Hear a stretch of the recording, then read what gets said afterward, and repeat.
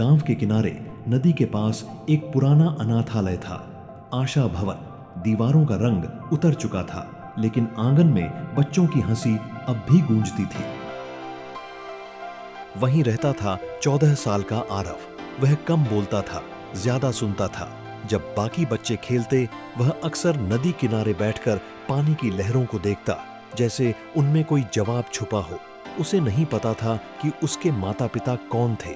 बस एक पुरानी चांदी की पायल और एक फटा हुआ कपड़ा ही उसके पास था। कभी कभी वह सोचता, क्या मेरा भी कोई घर था, कोई नाम, कोई कहानी? शायद इसी तलाश ने उसे अलग बना दिया था। एक दिन शाम को जब नदी का पानी कम था और सूरज नारंगी हो चुका था, आरव अकेला किनारे टहल रहा था। पानी की लहरें धीमे धीमे पत्थरों से टकरा रही थीं। अचानक उसके पैर से कुछ सख्त चीज टकराई। वह झुका, रेत हटाई और उसे मिला एक बड़ा सफेद शंख। शंख असामान्य रूप से चमक रहा था। उस पर अजीब प्रतीक उकेरे हुए थे, गोल त्रिशूल जैसे निशान और बीच में एक मुकुट का चिन्ह, जैसे किसी प्राचीन राजघराने की मुहर हो। आरव ने उत्सुकता से उसे उठाया।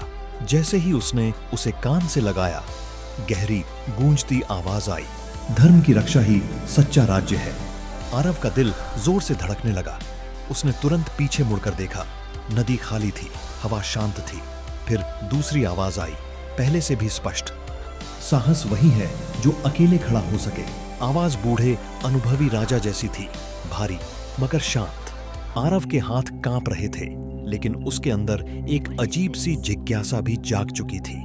उसे महसूस हुआ, यह कोई साधारण खोज नहीं थी, यह किसी कहानी की शुरुआत थी। उस रात आरव को बिल्कुल नींद नहीं आई। खिड़की से चांद की रोशनी कमरे में गिर रही थी। बाकी बच्चे सो चुके थे,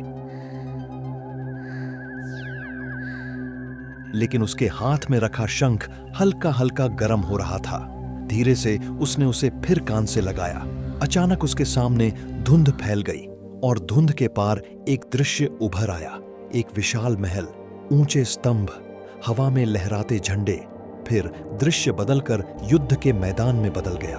घोड़े दौड़ रहे थे, तलवारें चमक रही थीं।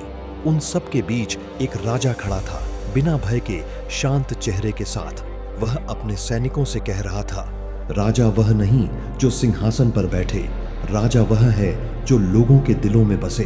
उसकी आवाज में क्रोध नहीं, दृढ़ता थी। दृश्य धीरे धीरे धुंधला हो गया। आरव की धड़कन तेज थी, पर डर नहीं था। अब उसे समझ में आने लगा था, यह शंख सिर्फ आवाज नहीं सुना रहा, यह इतिहास की आत्मा दिखा रहा है। एक रात अचानक अनाथालय के बाहर तेज रोशनी और मशीनों की आवाज गूंजने लगी। बच्चे घबराकर खिड़कियों से झांकने लगे। कुछ लोग बुलडोजर और कागज लहराते हुए चिल्ला रहे थे, यह जमीन अब हमारी है। छोटे बच्चे रोने लगे। वार्डन भी घबराई हुई थी। आरव का दिल तेज धड़क रहा था। उसके हाथ कांप रहे थे, लेकिन उसकी मुट्ठी में वही शंख था। उसे लगा जैसे वह फिर से अकेला है। तभी शंख हल्का सा चमका। उसके कानों में गूंज उठा, साहस वंश से नहीं, निर्णय से पैदा होता है। जो सही के लिए खड़ा हो वही सच्चा शासक है। आरव ने गहरी सांस ली। वह बाहर आया और उन लोगों के सामने खड़ा हो गया। ये घर है हमारा, कागज दिखाइए, पंचायत के बिना कुछ नहीं होगा। उसकी आवाज कांप रही थी, पर शब्द साफ थे। वह तुरंत गांव की ओर दौड़ा, दरवाजे खटखटाए, सबको सच्चाई बताई। अगर आज हम चुप रहे तो कल किसी और का घर जाएगा। धीरे धीरे लोग इकट्ठा होने लगे। किसान, बुजुर्ग, महिलाएं, सब अनाथालय के सामने खड़े हो गए। भीड़ देखकर कब्जा करने वाले पीछे हटने लगे। किसी ने पुलिस को बुला लिया। जांच शुरू हुई और उस रात अनाथालय बच गया। आरव ने पहली बार महसूस किया, डर खत्म नहीं हुआ था, लेकिन वह डर से बड़ा हो गया था। सालों बाद वही आरव गांव का सबसे सम्मानित शिक्षक बना। अनाथालय अब एक छोटा सा विद्यालय बन चुका था।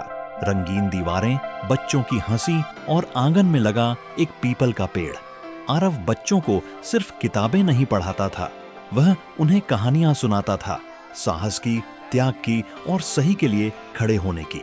कभी कभी वह रुककर मुस्कुराता और कहता, राजा बनने के लिए ताज नहीं, साहस चाहिए, और सबसे बड़ा राज्य अपना चरित्र होता है। बच्चे उसकी बात ध्यान से सुनते, जैसे वह कोई रहस्य बता रहा हो। और कभी-कभी रात की गहरी शांति में जब हवा पेड़ की पत्तियों से टकराती, उसे बहुत हल्की सी गूंज सुनाई देती। धर्म की रक्षा ही सच्चा राज्य है।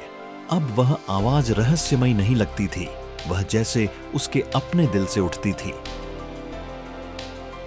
हमारी पहचान हमारे जन्म से नहीं, हमारे कर्म से बनती है।